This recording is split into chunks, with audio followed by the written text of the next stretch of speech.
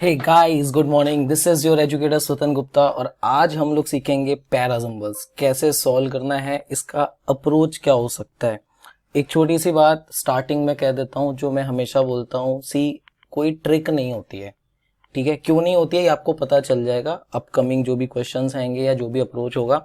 इसके लिए आपको एक बहुत अच्छा रीडर बनना होगा और मैंने इसके लिए काफ़ी सारे वीडियोस ऑलरेडी बनाए हुए हैं। आप रीडिंग कॉम्प्रहेंशन पूरा देख सकते हैं, आप हाउ टू रीड न्यूज़पेपर पूरा देखिए, और एक वीडियो और मैंने बनाया था पहला, हाउ टू प्रिपेयर इंग्लिश। इन 3 वीडियोस को आप जरूर देखिए, आपको काफ़ी आइडिया लगेगा, रीडिंग ही हेल्प करेगी। तो चलिए शुरू करते हैं वीडियो को। ये पहला पार्ट है, इसके बाद एक प्रैक्टिस के लिए पार्ट लेकर के आऊंगा, ठीक है, वो दूसरा पार्ट होगा और वहां पे हम कुछ पैराजम्बल्स को सॉल्व करेंगे। और हाँ, ये ऐसा कुछ नहीं होने वाला कि आप 30 सेकंड में सॉल्व कर लेंगे, आप 1 मिनट में सॉल्व कर लेंगे।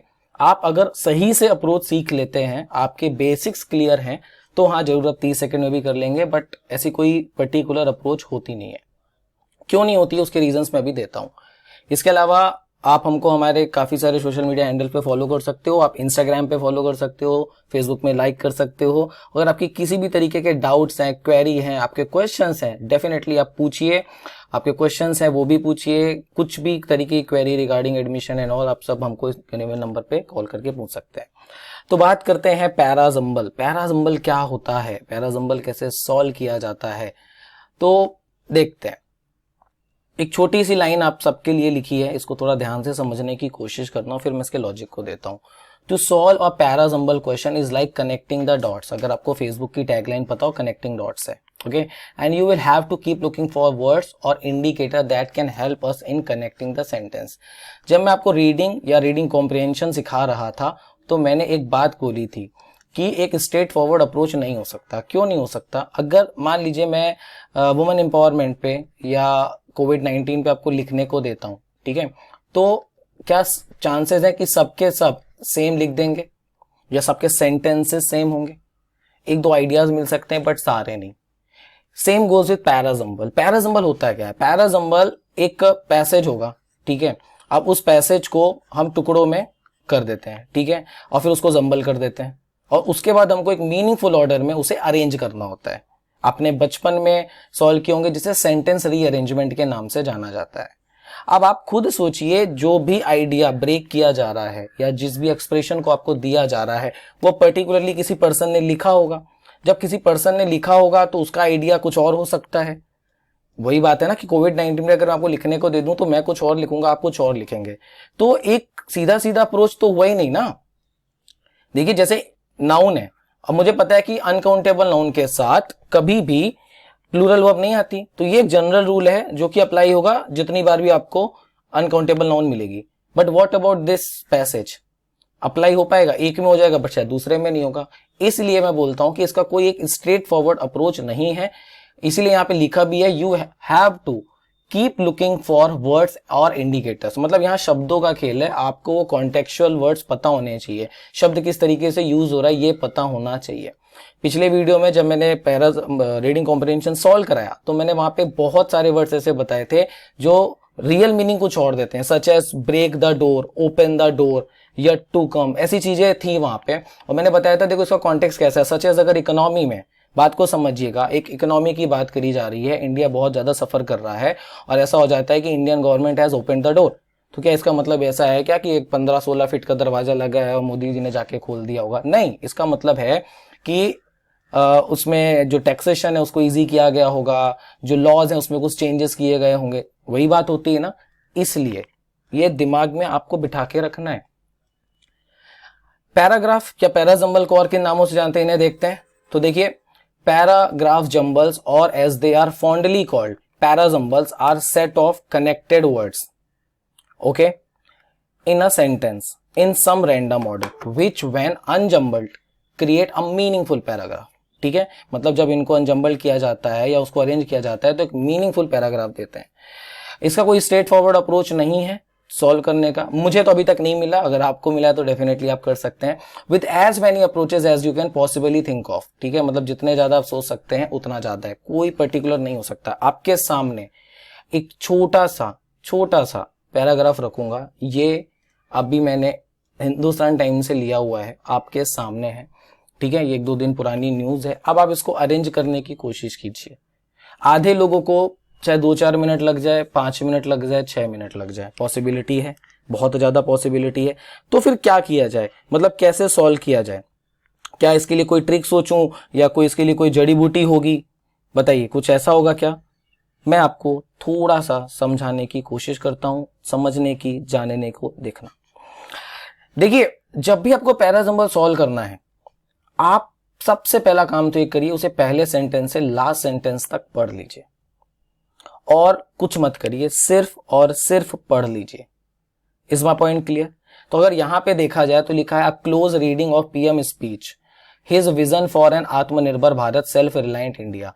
कहीं ना कहीं देखें तो थोड़ा सा सेंटेंस अधूरा लग रहा है, शायद इसके पहले कुछ हो सकता है, मान लो नहीं भी है, लेकिन यहां पे एक लिया है आर्टिकल। ओके, कोई और आगे आते हैं।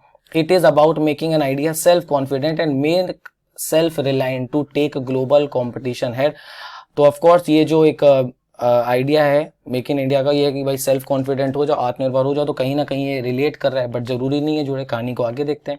Today it is the need of the hour, मतलब नीड ऑफ द आवर का मतलब होता है जो उस समय सबसे जरूरत की चीज है। ओके, ये पॉजिटिव एंड नेगेटिव सेंस दोनों तरीके से यूज होता है। That India should pay a big role in the global supply chain, तो मतलब भारत को क्या करना चाहिए भाई, जो दुनिया भर में उसकी चेन है उसमें एक बहुत बड़ा रोल प्ले करना चाहिए। Prime minister Narendra Modi on May 12 said. अब देखिए, अगर पहला वाला सेंटेंस आप ध्यान से देखें और इस सेंटेंस को देखें तो शायद एक कनेक्शन दिखेगा कि कुछ जुड़ा सा है, फिर भी मैं भी जोड़ूंगा नहीं, हम आगे देखते हैं। फिर लिखा with global supply chain disrupt bye corona virus disease covid pandemic, India can and must turn this crisis into an opportunity. अब अगर आप इस पैसेज को पढ़ें तो एक छोटा सा आइडिया आपको ये लगता है कि नरेंद्र मोदी जी ने कोई स्पीच दी है और उस स्पीच में उन्होंने आत्मनिर्भर भारत की बात करी है और उन्होंने बोला है कि कोविड-19 ने डिसरप्ट करके रख दिया है सब कुछ, यहाँ भारत को इसमें अपॉर्चुनिटी लेनी चाहिए, एक सेल्फ रिलायंट होना चाहिए, और जो इस समय की सबसे बड़ी जरूरत है वो क्या है, वो ये है कि आप एक जो ग्लोबल चेन है उसमें पार्टिसिपेट करें। ये जनरल आइडिया है, पूरी तरीके से ट्रांसलेट नहीं भी करोगे तो अगर पहले लाइन से लास्ट लाइन तक आप पढ़ते हो तो आपको समझ में कुछ ना कुछ आएगा कि वो कहना क्या चाहता है। मैक्सिमम स्टूडेंट्स का प्रॉब्लम क्या है, पहले अपनी प्रॉब्लम समझो। सॉल्यूशन की तरफ भागने से कुछ नहीं होता, सबकी स्ट्रेटेजी अलग होती है। जैसे कल एक स्टूडेंट ने मुझसे बोला कि सर मैं पैसेज पहले पढ़ता हूं फिर क्वेश्चन सॉल्व करता हूं, जबकि मेरा अप्रोच है कि मैं क्वेश्चन पहले पढ़ता हूं फिर पैसेज सॉल्व करता हूं। तो अपना अपना तरीका हो सकता है, लेकिन हमें गलतियों से बचना। सबसे पहले गलती तो पता करो। अब जो मैक्सिमम स्टूडेंट करता है वो क्या करता है कि पहले वो कहीं उसने देखा कि आर्टिकल का यूज होता है तो आर्टिकल वाला पढ़ लेगा, फिर बीच से देखेगा अच्छा प्रॉपर नाउन मिल गया, प्रॉपर नाउन पे चला जाएगा, फिर देखेगा कि अच्छा यहाँ पे तो कॉमन नाउन भी आ गया, कॉमन नाउन देखेगा, फिर वो प्रोनाउन देने लगेगा। ये भी जरूरी होता है, बट सबसे पहला अप्रोच है कि भाई आप पहले सेंटेंस से लास्ट सेंटेंस तक पढ़ लीजिए। मैं भी आपको टिप्स दूंगा, डोंट वरी, हर चीज पे आऊंगा, उसकी जो बेसिक ग्रामर है उस पर भी काम करूंगा। इसके बाद आप काम क्या करिए, आप मेन आइडिया लीजिए। मेन आइडिया मैंने आपको रीडिंग कॉम्प्रिहेंशन में भी सिखाया था और जब आपको पैसेज डील करना सिखा रहा था तब भी सिखाया था कि एक्चुअली इसमें बात क्या करी जा रही है। और अगर आप इस पूरे पैसेज की बात करें तो आपको मेन आइडिया मिलेगा सप्लाई के बारे में, या मेन आइडिया की बात करी जाए आत्मनिर्भरता, क्योंकि सप्लाई बढ़ेगी तो आत्मनिर्भरता आएगी। अगर इस क्राइसिस को अपॉर्चुनिटी बढ़ा लेगा तो आत्मनिर्भरता आएगी। सेल्फ रिलायंट भी उसने यूज किया, सेल्फ कॉन्फिडेंट भी वर्ड यूज किया। तो कहीं ना कहीं इस पूरे पैसेज का जो आइडिया कह रहा है वो कह रहा है आत्मनिर्भर भारत, मतलब आप खुद पे हो जाएं, आप सेल्फ रिलायंट हो जाएं। अब अगर आप इसको अरेंज करने बैठेंगे ना तो आपको इतनी मेहनत नहीं लगेगी जितना रैंडमली पढ़ने में लगता है। अब आप में से जितने लोगों ने पढ़ा है कितना इस ऑर्डर पे आ रहा है। अब ऑफकोर्स देखिए मैं पीपीटी पे हूं तो मुझे चीजें लिख के रखनी पड़ेंगी पहले, बट आप खुद देखिए, जोड़ के अगर देखेंगे, prime minister Narendra Modi on 12 May said, comma दिख रहा है, कॉमा का यूज मैं पहले भी बता चुका हूं। जब भी हम कॉमा लगाते हैं तो अपोजिशन होता है, नॉट अपोजिशन इज अपोजिशन, या वो उस बात को आगे बढ़ाया जाता है, होता है। कहानी को थोड़ा सा अगर हम आगे बढ़ाएं, so today it is the need of the hour that India should play a big role with global supply chain. ये हो सकता है, होगा कि नहीं, थोड़ा सा और देखते हैं आगे, कहानी को थोड़ा और बढ़ाते हैं। लिखा है with global supply chain disrupted by the corona virus disease pandemic, India can and must turn this crisis into an opportunity. अब एक बात को समझने की कोशिश करो, यहाँ पे लिखा है a close reading of the PM speech revealed his vision for an Aatmanirbhar Bharat self reliant India. आप खुद सोचिए, क्या इस सेंटेंस को यहाँ पे रखना सही है? भाई आप रख सकते थे, लेकिन जब इसने बात कर दी close reading of PM speech, तो पीएम स्पीच के अंदर जो कहा जा रहा है उसको तो आपको पहले बताना पड़ेगा ना। या तो फिर आप ऐसे कहिए कि प्राइम मिनिस्टर नरेंद्र मोदी ने अपनी स्पीच में इन बातों को बोला। लेकिन अगर आप समझें तो यहां पे यूज क्या कर रहा है, close reading of PM Modi speech revealed, मतलब जो उनकी रीडिंग करी जाए, बहुत ही ध्यानपूर्वक उनकी स्पीच को पढ़ा जाए या देखा जाए तो उनका विजन हमें पता चलेगा। जबकि ये नहीं कह रहा है कि ये मोदी जी ने कहा है। Are you getting my point? और यहां पे प्रॉब्लम हो जाती है कि हम देखते हैं अच्छा मोदी जी ने कहा होगा, अरे हो सकता है कहा हो, इस पैसेज में तो नहीं कहा ना। And this is the idea. मैं इस लेवल पे यहां इसलिए क्योंकि मैं ऑलरेडी 4 वीडियो कॉम्प्रिहेंशन पे, रीडिंग पे बना चुका हूं। और उसके बाद देखिए, it is about making India self reliant and self confident and self reliant to global competition head on. अब देखो, ग्लोबल कंपटीशन हेड ऑन की बात कर दी, सेल्फ रिलायंट की बात करी। आप कीवर्ड्स देखिए ना क्या कर रहा है, ग्लोबल सप्लाई चेन की बात करी, फिर ये देखिए ये लिखा है ना with global supply chain disrupted, तो मतलब यार जो खराब हो चुका है उसी के लिए तो बोला है ना कि अपना रोल प्ले करो।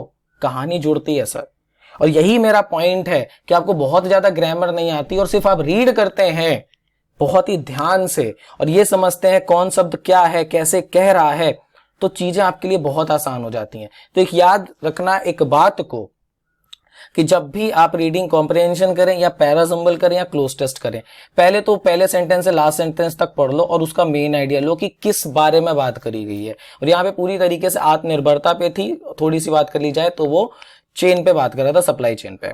इसके बाद कहानी को थोड़ा आगे बढ़ाएं तो उसने बात करी कि भाई आप इंफॉर्मेशन दी होगी, तो जब भी आप मेन आइडिया ले लें तो फिर इंफॉर्मेशन को लेकर के चलें कि क्या इंफॉर्मेशन गिवन है। ठीक है, मतलब मेन आइडिया तो हो गया, लेकिन इंफॉर्मेशंस क्या हैं, क्या क्या बातें करी गई हैं, इनको ध्यान दे दें। और इतना बार आपने पकड़ लिया, आपको पैरासिंबल सॉल्व करने में प्रॉब्लम होगी नहीं। Are you getting my point? अब मैं धीरे धीरे आपको चीजें समझाने की कोशिश करता हूं और क्या फैक्टर्स इसमें काम करते हैं। ये अप्रोच अगर आप जान लोगे, आपको इन जगह पे प्रॉब्लम नहीं होगी। कुछ लोग ट्रिक के लिए जो बैठे होंगे तो मैं उनकी बात नहीं करता, लेकिन ये एक सही अप्रोच होता है। आते हैं आगे, सम वर्ड्स एज इंडिकेटर्स। अब मैं कुछ शब्द बताता हूं।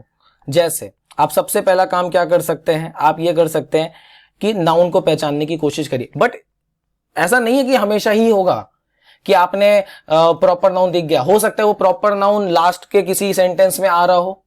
अब आप सोचिए, मैं आपको इसी पैसेज में एक बात दिखाता हूं, ये रटने वाली बात है और मैं रटा नहीं सकता।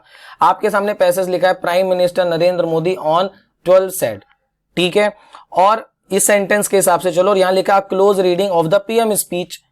अब एक बात बताओ, अगर मान लो कि ये वाला पार्ट ही नहीं देना मुझे और मुझे सिर्फ ये देना, तो यहां तो प्रॉपर नाउन मिला ही नहीं, तो क्या सेंटेंस बनाओगे नहीं? सोचिए, या हो सकता है कि इस सेंटेंस को इस कॉन्टेक्स्ट में पहले रख दे और प्रॉपर नाउन बाद में आए। तो ये आइडिया डिफर कर सकता है, ऐसा नहीं है कि वो प्रॉपर नाउन ही आपके सामने रखेगा। हाँ, एक जनरल अप्रोच है। सो प्रॉपर नाउन के बाद आप क्या देखते हैं, आप कॉमन नाउन देखते हैं, एंड कॉमन नाउन के बाद आप प्रोनाउन देख सकते हैं। अब जब बात प्रोनाउन की आती है तो ऑफकोर्स वो नाउन के हिसाब से चलेगा। भाई लड़का है तो शी, सॉरी ही, और लड़की है तो शी, एंड अगर ज्यादा लोग हैं तो आप दे को यूज करते हो। Got my point?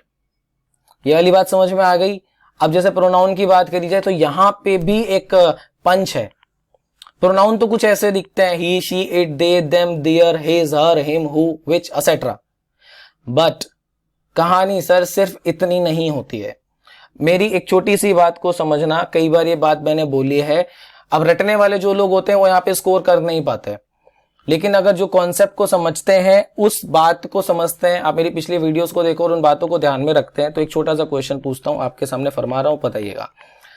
अगर आप he, she, it, they, them, there, his, her चलते हो, ठीक है, मैंने मान लिया कि भाई ऐसे ही यूज होते हैं।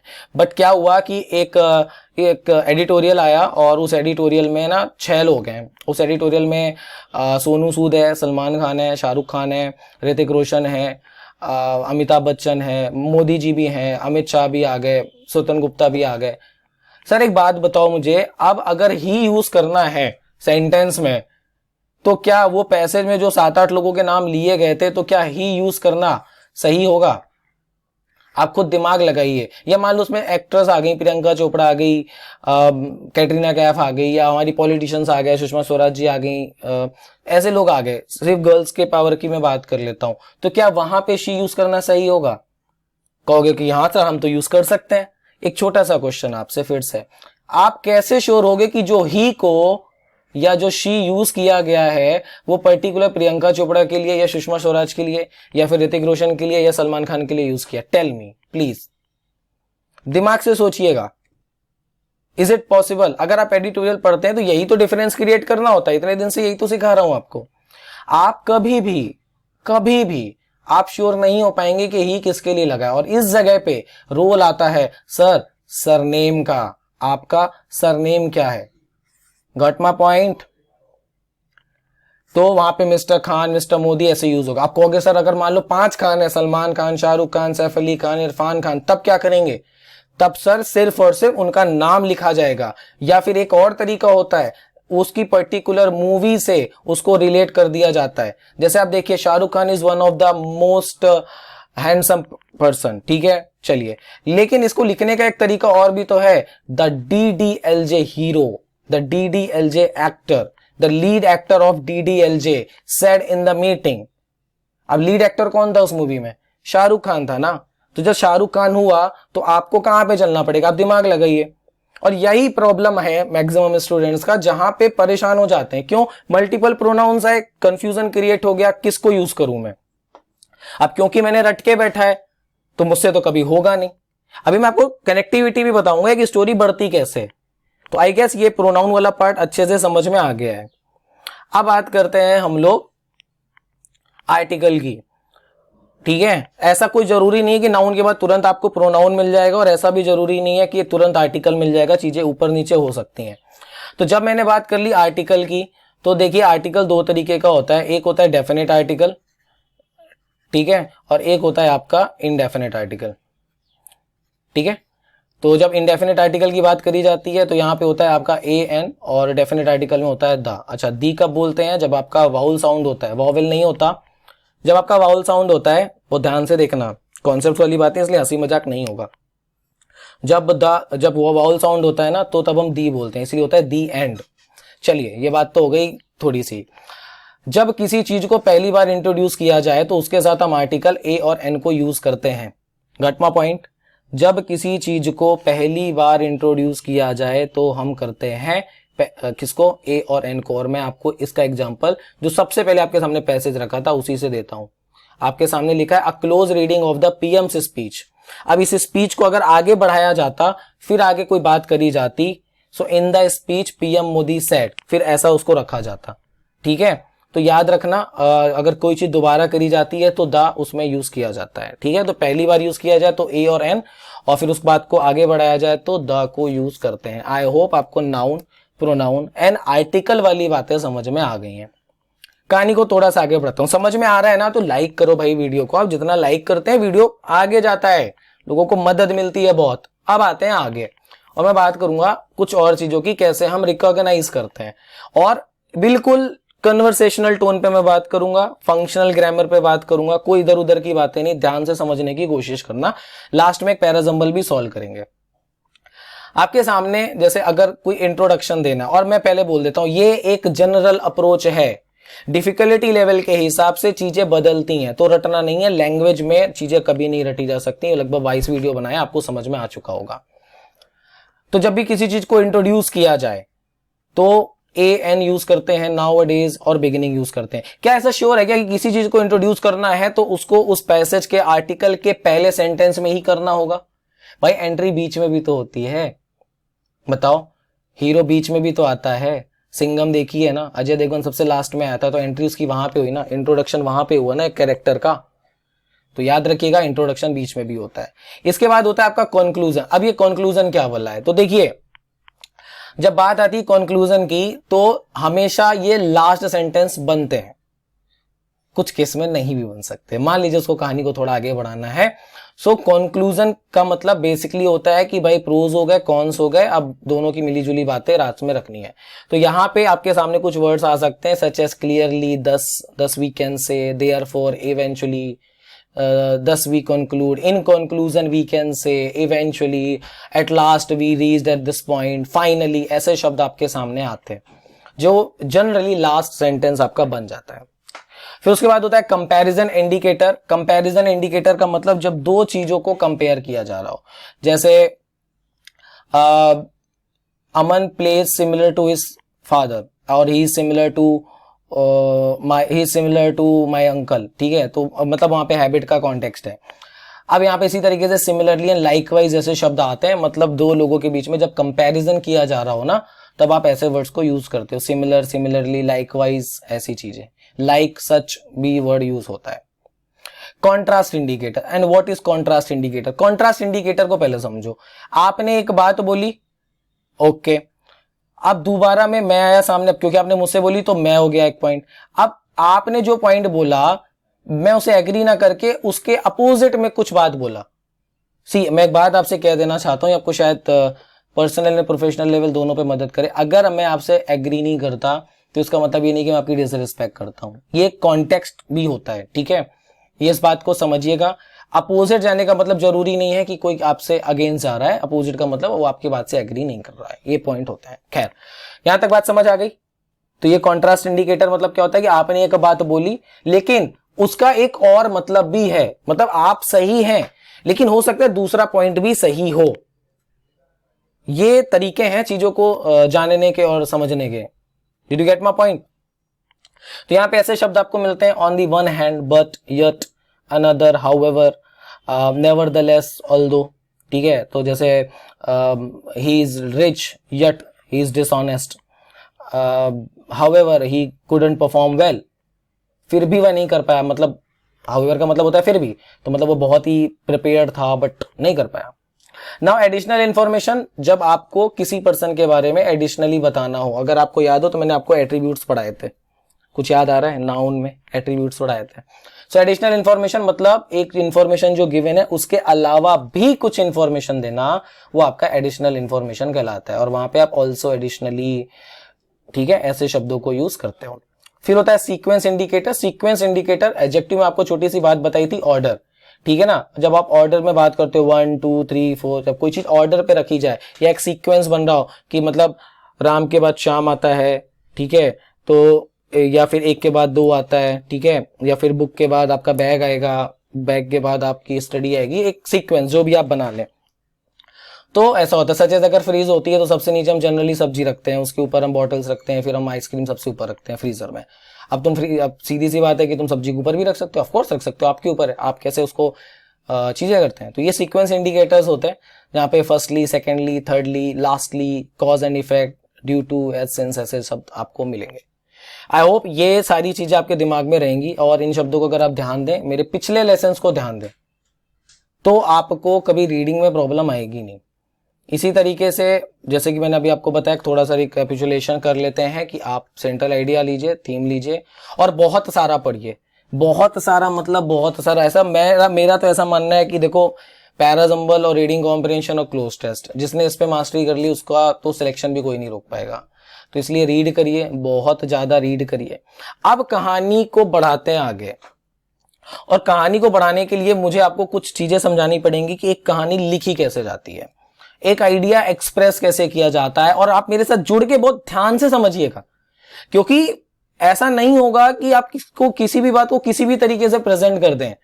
हर बात को कहने के, हर बात को समझाने का एक तरीका होता है। सोचो मैं आपसे कह दूं कि तुम जूते पहन के मत आया करो, what does it make any sense? No, है ना। मैं कह रहा हूं ये देखो कि क्या था, तुम कहोगे मतलब सोचो हम खाना खा रहे हो, कहते ये क्या था, तुम्हारे लिए नॉनसेंस होगा कि क्या बात कर रहे हो सर, ऐसा कैसे। तो हर चीज को कहने का, समझाने का एक तरीका होता है। मैं इन शब्दों में आता हूं तो समझते हैं। First try to find the purpose behind the paragraph, मतलब वो पैराग्राफ कैसे कहा जा रहा है। तो आपके सामने कुछ चीजें रखूंगा, ध्यान से समझना। और आज के बाद अगर आप एडिटोरियल पे फोकस करोगे या रीडिंग करोगे या कुछ भी पढ़ोगे तो आपको सीक्वेंस समझ में आएगा। एंड बिलीव मी, अगर आपको सीक्वेंस समझ में आ गया तो कहानी और ज्यादा आसान हो जाएगी आपके लिए।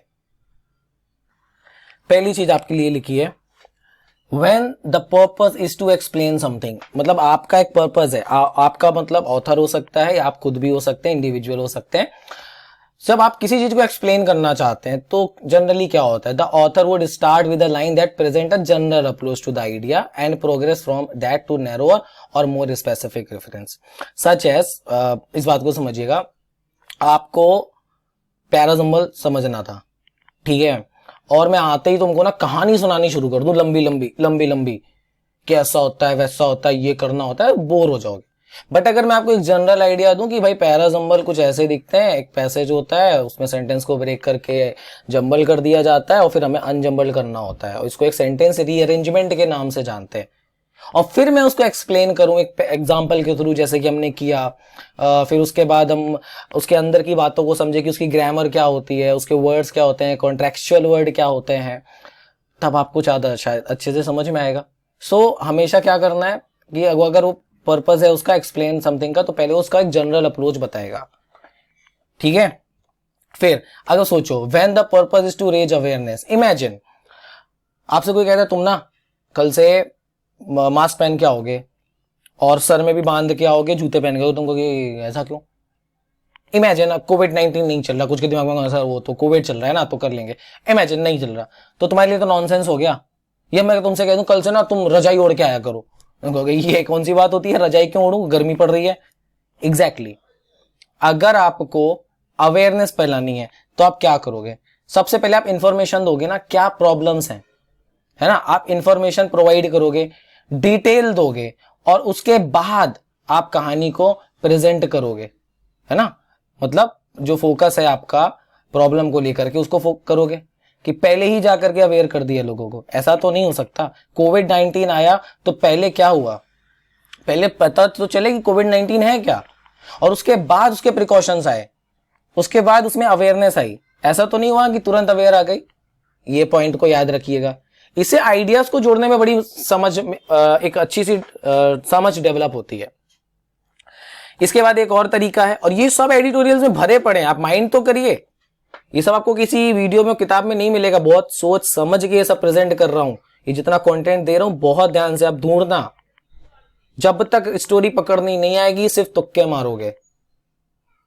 आगे आते हैं, when the purpose is to raise anxiety और कंसर्न, जब आपका पर्पस हो एंजाइटी मतलब आप चिंता दिखानी हो, आपको कंसर्न दिखाना है, तो आप क्या करेंगे, आप सोचिए। सबसे पहले आप क्या बताओगे, भैया आप वो ऑथर हो तो यही करेगा ना कि इशू पे फोकस करेगा, है ना, या फिर रीडर के कंसर्न को बताएगा, and would then present the feature of the issue that are the reason for the concern और एंजाइटी। मतलब सोचो, मतलब एक बात समझो, रात में लोगों को डर लगता है, ठीक है, काफी सारे लोगों को लगता है, और आप कह रहे हो मम्मी मुझको डर लग रहा है ना, तब मम्मी पूछेंगी बेटा डर क्यों लग रहा है, सो तुम बोलोगे कि मुझे रात में गंदे सपने आ रहे थे, या मैंने भूत देख लिया, या मैंने सांप देख लिया, मैंने छिपकली देख ली, कॉकरोच देख लिया, कि पहले ही बता दो कि मम्मी वो तो इतने सारे कॉकरोच घूम रहे हैं, थोड़ा सा अजीब नहीं है, जस्ट एन एग्जाम्पल, ओके, एक छोटा सा एग्जाम्पल है, बात समझ में आ गई ना। कोविड-19 फैल रहा है तो भाई पहले आप उस थोड़े से इशू पे फोकस करोगे ना कि उसका रीजन क्या है, और उसके बाद आप मेन चीज पे आओगे। फिर इसके बाद होता है when the purpose is to present solution, तब क्या करोगे, सीधी सी बात है, author would first explain the issue और problem and then move to possible ratification. Imagine आपने खाना बनाया और खाना खराब हो गया, उसमें नमक ज्यादा हो गया या फिर गिर गया, कोई एक सिचुएशन है, तो आपने कुछ किया नहीं लेकिन आपके, और शायद आप जल गए थोड़ा सा, एक और ऐड कर लेता हूं पॉइंट, और आपके भाई ने, बहन ने, या फिर आपके दोस्त ने पूरा खाना बना दिया, जबरदस्ती बना देगा, सोचो क्या जबरदस्ती बना देगा, नहीं ना। सबसे पहले उस प्रॉब्लम को वो समझेगा कि भाई प्रॉब्लम हुई क्या है, उसके बाद ही तो खाना बनाएगा, तभी तो सॉल्यूशन देगा, कि पहले ही वो पता चला ऑर्डर तुमको दिया गया था, ऑर्डर दिया गया मिस्टर स्वतंत्र गुप्ता को, और उनके भाई अमन गुप्ता ने जाके खाना बना दिया, ये तो मतलब वही हो गई ना कि जबरदस्ती की चीजें। एक्सप्लेन हुआ कि भाई he was not well, order उन्होंने लिया था लेकिन उनके भाई ने भी ये काम देखा तो उन्होंने इसको पूरा किया। क्लियर हुआ ना? ये इशू प्रॉब्लम को एक्सप्लेन करना होता है, फिर उसके बाद उसके पॉसिबल रेटिफिकेशन एंड सॉल्यूशन होते हैं। आप अपनी जिंदगी से एग्जाम्पल देखिए, आपको सैकड़ों एग्जाम्पल मिल जाएंगे। थोड़ा और आगे आए, लिखा है when the purpose is to surprise. अब सोचो आपका बर्थडे है और आपके सामने सबके सब ऐसे बड़ा सा केक लेके आ गए और बढ़िया शैम्पेन वैम्पेन लेके आ गए और गिफ्ट्स आ गए, फिर केक कट गया, डांस वांस हो गया, फिर करे oh my God it's my birthday. कोई ऐसे करता है? सरप्राइज तुरंत मिलता है, दरवाजा खुला नहीं, हैप्पी बर्थडे, और तालियां बजनी शुरू हो गई, फिर आप थोड़ा सा ब्लश करते हो, शर्माते हो, फिर केक कटता है, थोड़ा सा तो करना ना, भाव खाना पड़ता है। एंड उसके बाद आगे के फीचर्स होते हैं, जो इश्यू होता है, जो आइडिया होता है वो काम करता है। यही शॉक में होता है और यही सरप्राइज में होता है ना? बात समझ में आ गई?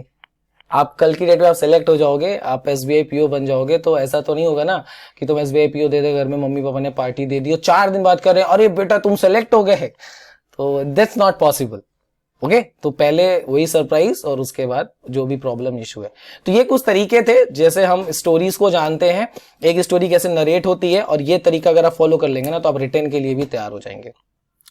इसके अलावा मैं कुछ और चीजें भी आपको समझाना चाहूंगा, 5 मिनट और लूंगा आपके, उसके बाद हम लोग एक पैराजम्बल को सॉल्व करेंगे। तो सबसे पहले हम कनेक्टिंग वर्ड्स की बात कर लेते हैं। आपके सामने लिस्ट है, I am not gonna explain each and every word because these words are very common, I have explained in my previous videos.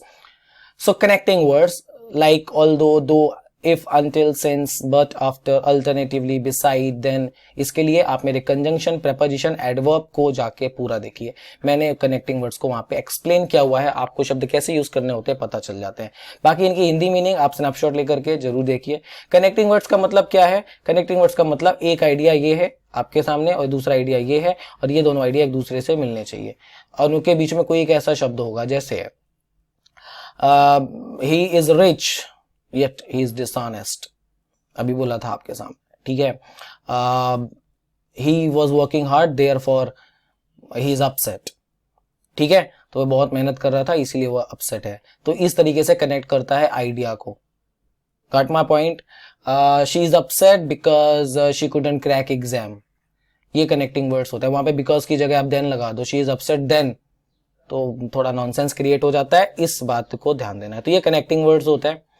इसके बाद होता है स्ट्रक्चरल अप्रोच। अब ये स्ट्रक्चरल अप्रोच क्या है? दो देखिए, कुछ सीक्वेंस वर्ड्स होते हैं, मैं अभी आपको थोड़ी देर पहले बताया कि क्रम में रखना, firstly, secondly, then, however, consequently, on the other hand. इस वीडियो को 2-3 बार देख लेना, चीजें दिमाग में बैठ जाएंगी। Which are use to join sentence और ideas together and to provide a smooth flow from one side to the next. It is essential to learn how to spot these words and learn how to use them correctly। भाई देखो, simple सी बात समझो, firstly के बाद ही तो secondly आएगा, कि secondly बोल दोगे फिर फर्स्टली बोलोगे। सोचो, आप ऐसे बोलते हो I have 2 things to say, first and then second, then you move forward to second. ऐसा तो नहीं होगा I have 2 things to say, second and then you move forward to first. Is it possible? No, not at all. You are using consequently, so you say consequently you need to focus on these point also। got my point? thank you so much। आगे आते हैं, फिर होते हैं cause and effect signals। cause and effect signals क्या होते हैं? इसका मतलब भाई कोई काम कैसे हो रहा है, और अगर हो गया है तो उसके इफेक्ट्स क्या होंगे, such as accordingly, in order to, अभी आपको बताया ना, किसी के कोई चीज हुई और उसके अपोजिट जाना, ऐसी चीजें। कॉन्सिक्वेंटली कुछ कहेंगे तो कॉन्सिक्वेंटली यहां भी आएगा। भाई मैं आपको पहले भी बता चुका हूं, वर्ड कॉन्टेक्चुअली यूज होते हैं, कैसे यूज होते हैं आपको समझना पड़ता है, और ये आपको समझ में तब आएगा जब आप इन शब्दों पे काम करते हैं। सो देयरफॉर, गिवन, दस, हेंस, व्हेन, देन, इफ, ये कुछ आपके वर्ड्स हो गए। Got my point? चलिए कहानी को थोड़ा सा आगे और बढ़ाता हूं। इसके बाद होता है सपोर्ट सिग्नल। सपोर्ट सिग्नल भी कनेक्टिंग वर्ड्स ही है, ठीक है। So further more, additionally, also, Indeed, beside जैसे शब्द आपके सामने आएंगे। और फिर इसी तरह आता है आपका कॉन्ट्रास्ट। तो कॉन्ट्रास्ट में क्या होता है? कॉन्ट्रास्ट में आप nevertheless, nonetheless, on the contrary जैसे शब्द आते हैं, ठीक है। ये याद रखना। Is my point clear? तो इस तरीके से हम पैराजम्बल को फोकस करते हैं। ये कुछ अप्रोचेस हैं जिसके बेसिस पे हम काम करते हैं। आज के लिए एक छोटा सा क्वेश्चन आप लोगों के लिए है, अभी सॉल्व करेंगे, डोंट वरी। अभी सॉल्व करेंगे, इसके बाद एक पार्ट और लाऊंगा जिसमें हम अपने कुछ क्वेश्चंस को सॉल्व करेंगे, ठीक है। आपके सामने एक छोटा सा पैसेज है, छोटी सी बातें और एक्सप्लेन कर देता हूं कि देखो कई तरीके से पैसेज आते हैं, ठीक है। अब कई तरीके से आने का मतलब ऐसा हो गया कि एक बार होगा कि जैसे यहाँ पे देखो पहला और 6 ये फिक्स है तो इनके बीच में चेंजेस होंगे। कई बार ऐसा होगा कि कोई भी फिक्स नहीं होगा तो चेंजेस नहीं होंगे। अभी जो थोड़े से और नए पैटर्न बने हैं उसमें पहला और लास्ट नहीं होता, आई मीन बीच के हो सकता है 2 सेंटेंस को फिक्स कर दे, तो वहां से भी ये क्वेश्चन बनाता है, ठीक है। तो याद रखना इस समय क्या हो रहा है कि बैंकिंग एग्जाम में जो आपके पैराजम्बल्स आ रहे हैं ना, ये थोड़ा सा आप ऐसा समझ लो एसएससी के पैटर्न को भी फॉलो कर रहा है। तो मतलब एक तरफ पहले जो थोड़ा सा आता था कि उसने सीधे सीधे क्वेश्चंस को देख लिया और सीधे सीधे आपके सामने रख देता था बड़ा सा पैसेज, अभी क्या हो रहा है कि वो एसएससी के पैटर्न पे आगे उसने एक एक नंबर पे डिवाइड कर दिया है, तो थोड़ा सा इजी भी हो जाते हैं, कभी कभी टफ भी हो जाते हैं। फिलहाल आपके सामने एक छोटा सा पैसेज, जिसे ध्यान से पढ़ते हैं और सॉल्व करते हैं। Nothing comes out of nothing, ठीक है, कोई कुछ भी बाहर नहीं आता किसी से। We have to work and then alone we can gain something, हमें काम करना पड़ता है फिर हम गेन्स करते हैं। It is honest and conscientious labour alone that produce result. अब देखो यहाँ पे इट लगा है, एक चीज तो समझ आ गई कि भाई इसके पहले कोई नाउन वगैरह होगा या फिर इसने कोई बात करी होगी। इट किसके लिए आता है? नाउन के लिए। Millions have been stuck with the lure of lottery to utter despondency. गोली मारो, क्या मीनिंग होती है क्या नहीं होती है, इतना मीनिंग के पीछे नहीं पड़ना होता है, ठीक है। अच्छा, इसके बाद a person who think that would favour him wealth all the want to his life without his lifting his finger even is living in a fool paradise. A painstaking man who adopt honest toil as his wife of his life make the most of it. Take 30 second, मैं आपको 30 second दे रहा हूं, इस 30 second में इसको solve करने की कोशिश करिए। Your time start now.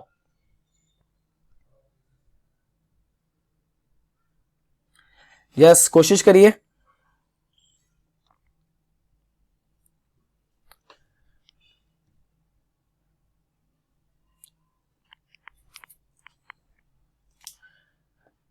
हो रहा है? चलो, अगर डिस्पोंडेंसी का मतलब नहीं पता तो बता देता हूं भाई। डिस्पोंडेंसी का मतलब होता है कि निराशा, ठीक है, और अटर मतलब बोलना होता है, याद रखना। लेकिन यहाँ पे टू अटर है, ये इन्फिनेटिव के जैसे यूज हो रहा है, ध्यान दीजिएगा। यस यस, कंटिन्यू, सॉल्व करना है पूरा पूरा। Okay, so nothing comes out of nothing. Okay, इसके बाद क्या हो सकता है? मतलब कुछ भी बाहर नहीं आता कुछ से, ये इसका कहने का मतलब है। अब इसके बाद हम देखते हैं क्या हो सकता है। लिखा है we have to work hard. क्या यहाँ पे ऐसा कुछ नाम अभी पूरे यहां तक दिया है?